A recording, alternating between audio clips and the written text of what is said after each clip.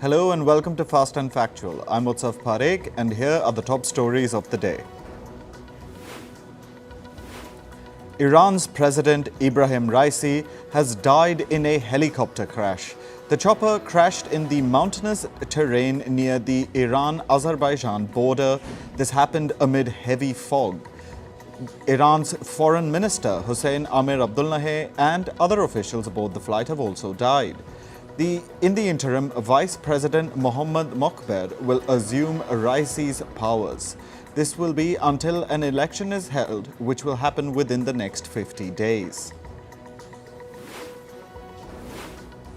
Saudi Arabia's Crown Prince Mohammed bin Salman has postponed a trip to Japan. This comes over concerns about his father, King Salman's health. MBS was expected to visit Japan from May 20th to May 23rd. It was to be his first visit to Japan since 2019. At least 11 people have died in a Russian missile attack at Ukraine's Kharkiv region. Multiple strikes targeted a busy lakeside resort and villages surrounding the region. 27 people were wounded and one person is missing. The missile attacks are the latest by Russian forces in the Kharkiv region in recent weeks. Earlier this month, Moscow launched an offensive in the northeastern part of Ukraine. Lai Ching-Te has taken office as Taiwan's new president. He was sworn in, and while this happened, he called on China to cease its intimidation of Taiwan. In January this year, the Democratic Progressive Party and Lai Ching-Te emerged victorious in Taiwan's elections. It marked a historic third consecutive term for the DPP. Authorities in the Democratic Republic of Congo have said that they thwarted an attempted coup. The officials say that the coup was carried out by both Congolese citizens and foreigners. The leader of the group has been killed. Meanwhile, around 50 people, including 3 American citizens, were arrested. Moving to India, where parliamentary elections are underway. India has begun voting in the 5th phase of its parliamentary election. The elections are being conducted for 49 constituencies across 6 states and 2 union territories. This includes Maharashtra, West Bengal, Uttar Pradesh and Ladakh, among others. Several high-profile candidates are in the fray for the 5th phase of elections. Union Minister Smriti Irani is eyeing a second term from the Amethi constituency in the state of Uttar Pradesh. The opposition party, the Indian National Congress's Rahul Gandhi, is contesting from Uttar Pradesh's Rai Bareli. Meanwhile, Union Minister Piyush Goyal is fighting from the Mumbai North constituency. Piyush Goyal was seen casting his vote in Mumbai this morning. After casting his ballot, Goyal urged voters to turn up in high numbers. He encouraged voters to, and I'm quoting, take part in the festival of democracy. Goyal's main opponent is the Congress party's Bhushan Patil in the Mumbai North constituency. In India's financial capital Mumbai, several Bollywood celebrities turned up and started voting today. Actor Akshay Kumar was among the early voters. Kumar voted for the first time after regaining his Indian citizenship last year. Meanwhile, actors like Janhvi Kapoor, Rajkumar Rao and Farhan Akhtar also showed up for the polls. Legendary Indian cricketer Sachin Tendulkar also cast his vote in Mumbai today. He was accompanied by his son Arjun Tendulkar. Notably, Sachin Tendulkar is recognized as the national icon of the Election Commission of India. The Mumbai police have detained 3 workers from the Shiv Sena party. That's for allegedly installing dummy election equipment near a polling station. A Shiv Sena member said that the equipment was kept to help people who did not know how to cast their votes. He has requested that the authorities release the party workers. Meanwhile, in the state of Uttar Pradesh, the Bahujan Samajwadi Party's chief, Mayawati, cast her ballot in the city of Lucknow. At 7 a.m., she was one of the first political leaders to vote in the city. Interacting with the media, Mayawati said that she is hopeful that there is a leadership change this election. She also encouraged citizens to exercise their democratic rights. In West Bengal, a candidate from the Bharatiya Janata Party has alleged foul play.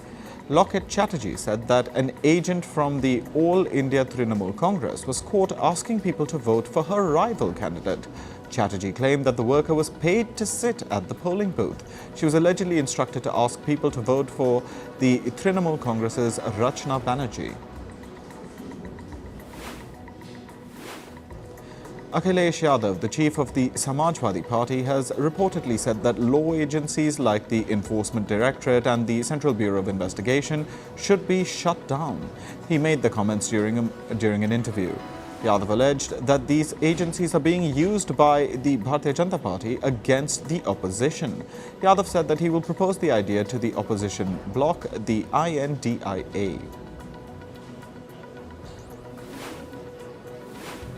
India's Prime Minister Narendra Modi held a roadshow in the city of Puri in the state of Odisha. The BJP candidate from Puri, Sambit Patra, was also present during the show.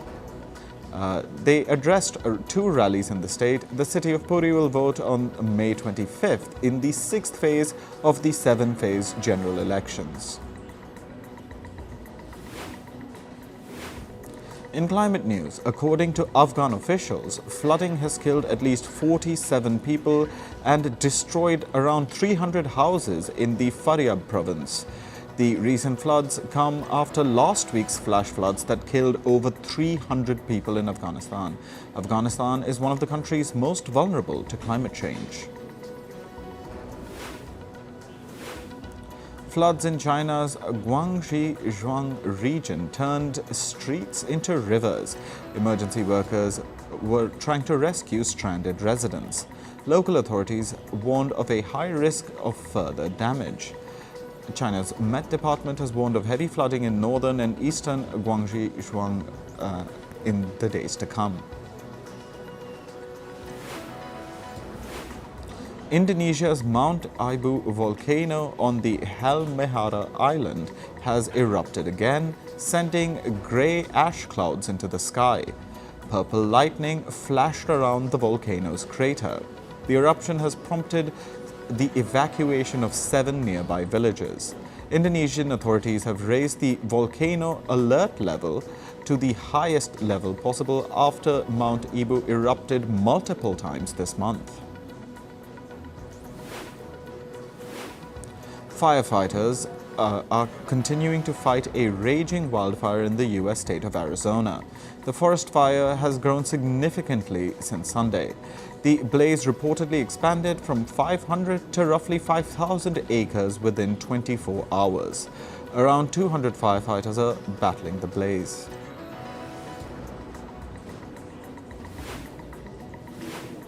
Severe storms swept through the U.S. state of Kansas, bringing heavy rain and wind. The storm led to tornadoes and a dust storm.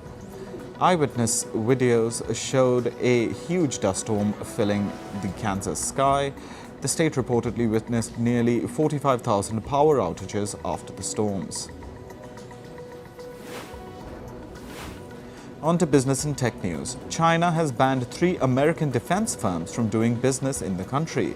These include plane maker Boeing's defense unit, American defense contractors General Atomics Aeronautical Systems and General Dynamics Land Systems have also been banned by China. China has accused these firms of selling weapons to Taiwan. Senior executives from these companies have also been barred from entering China. Meanwhile, China has launched a probe against the US, the European Union, Japan and Taiwan. The Chinese Commerce Ministry will examine imports of a chemical called POM copolymer. It's a type of plastic used in cars and electronics. China will examine whether copolymer imports from the US and other countries are hurting Chinese manufacturers. The probe is being seen as a retaliation against investigations and tariffs imposed on Chinese goods in the US and the EU. US financial regulators are reportedly planning to ease capital requirements for large banks. Banks are required to set aside a part of their capital in case of financial distress. Last year, US regulators proposed to hike this capital requirement by nearly 20% for large banks. This was in the wake of a number of bank failures in the country. However, reports say that since then, top US bankers have been lobbying to ease this requirement. The Indian two-wheeler manufacturer Hero MotoCorp is reportedly planning to expand its ties with the American firm Harley-Davidson. Currently, Hero manufactures and sells Harley-Davidson's X440 bikes in India. The new deal is likely to bring more models of the US motorcycle brand to India. The deal may also include plans to export made-in-India Harley-Davidson bikes to other markets. Japan is reportedly planning to create a new strategy with the Southeast Asian nations grouping ASEAN. This is to jointly produce and sell cars in the region. The plan is likely to be discussed during a meeting between the ministers of Japan and ASEAN members later this year. Japan is expected to help ASEAN countries with decarbonization in car production, training workers, and resource procurement. An Indonesian minister has said that Tesla's CEO Elon Musk will consider building a plant for electric car batteries in the country. The comment comes a day after Musk met with Indonesian President Joko Widodo in Bali. Yesterday, Elon Musk launched SpaceX's satellite internet service in Indonesia. Zhang Liu, the co-founder of the Chinese ride-hailing firm Didi, has stepped down from her role as president. However, Liu will continue working at the firm as a quote-unquote permanent partner. Didi has said that Liu will maintain her current duties.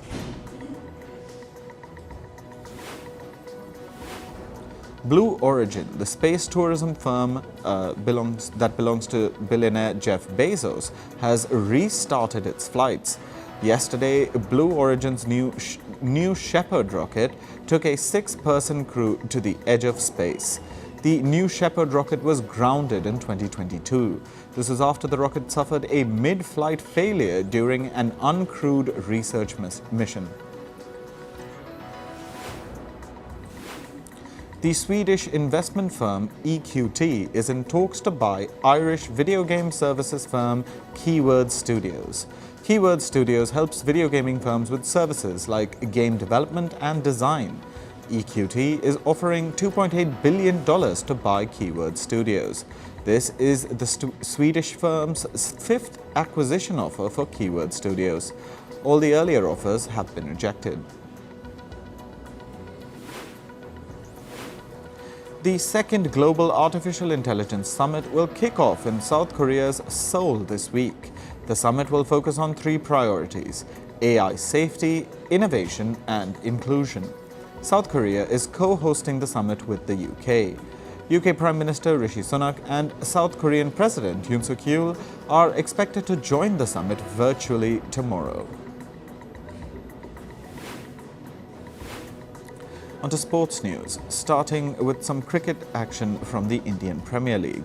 Rain played a spoil-sport for Rajasthan Royals as their final home game for the season against the Kolkata Knight Riders was washed out.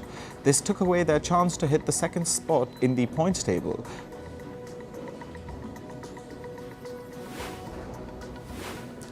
Sunrisers Hyderabad chased down 215 runs to win the match against Punjab Kings. Hyderabad defeated Punjab by 4 wickets and with 5 balls to spare. A half-century from Abhishek Sharma helped Hyderabad finalize the 2nd spot on the points table.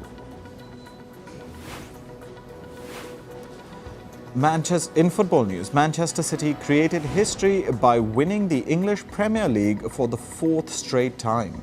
The club won 3-1 against West Ham. Phil Foden scored 2 early goals for Manchester City. Meanwhile, Mohammed scored the only goal for West Ham with a spectacular overhead kick.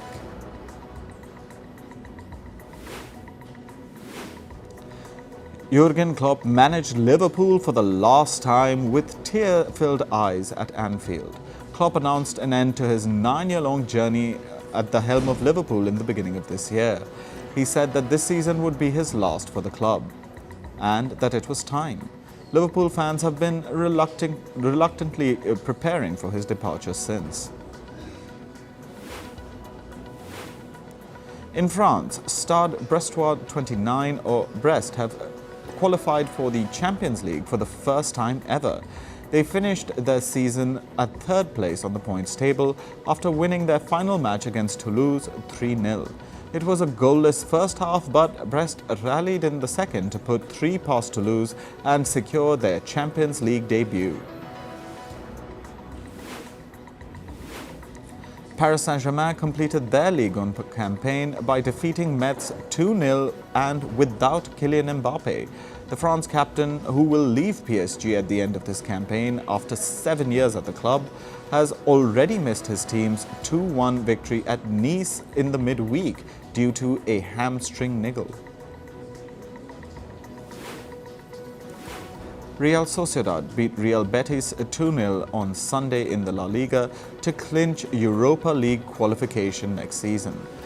Brias Mendes and Mikel Merino scored the goals, leading to Real Sociedad's victory.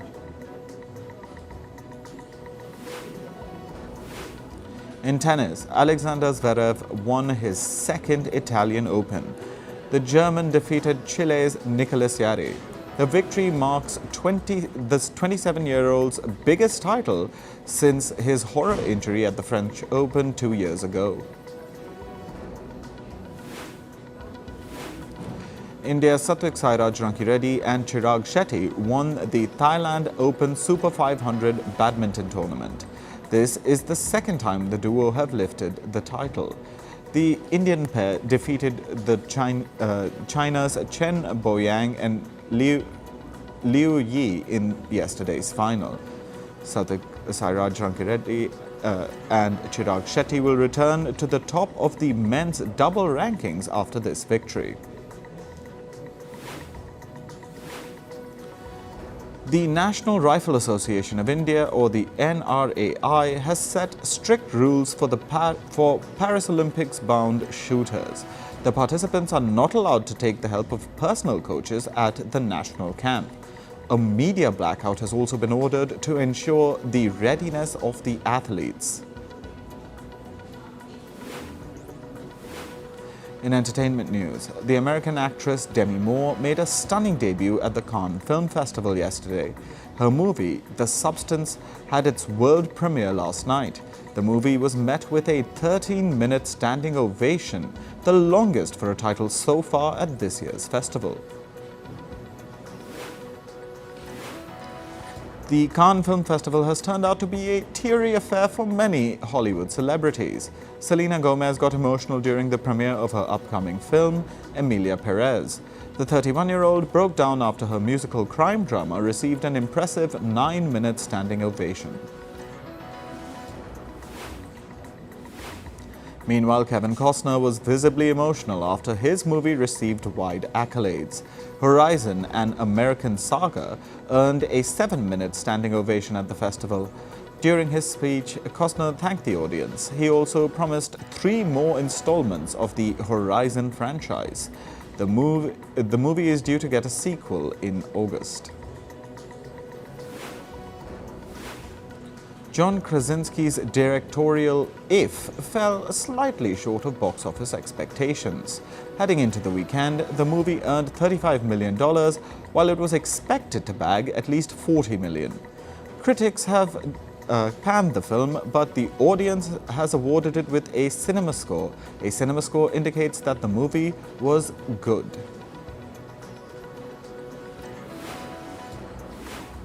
Chris Pratt is reportedly planning a movie with his wife, Katherine Schwarzenegger. The Guardians of the Galaxy star said that he'd love for Schwarzenegger to be his on-screen partner as well. Pratt said he has asked his wife to work with him on a new project. However, he did not confirm any concrete plans. The entertainment company A24 has acquired the US rights for the movie The Entertainment System is Down. The movie is made by the Swedish director Ruben Östlund. This is Östlund's second English-language film. His previous English-language movie earned him the prestigious Palme d'Or at the Cannes Film Festival in 2022.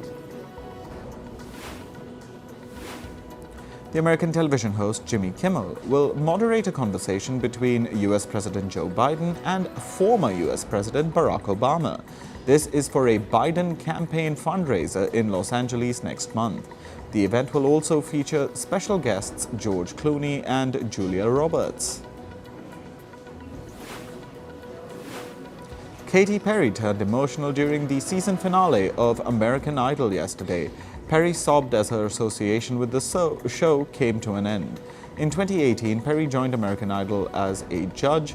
However, earlier this year, she announced her exit from the series after 7 seasons. American rapper Sean Diddy Combs has apologized for attacking his ex-girlfriend Cassandra Ventura. The apology only came after CCTV footage showed Combs attacking Ventura.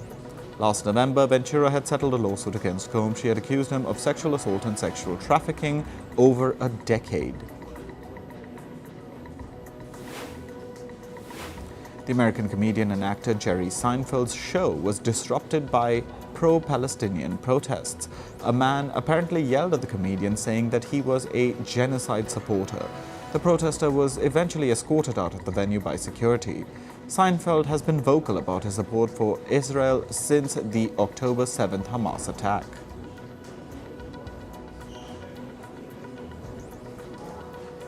That's all for this episode of Fast and Factual. Thank you for watching. Stay tuned to First Post.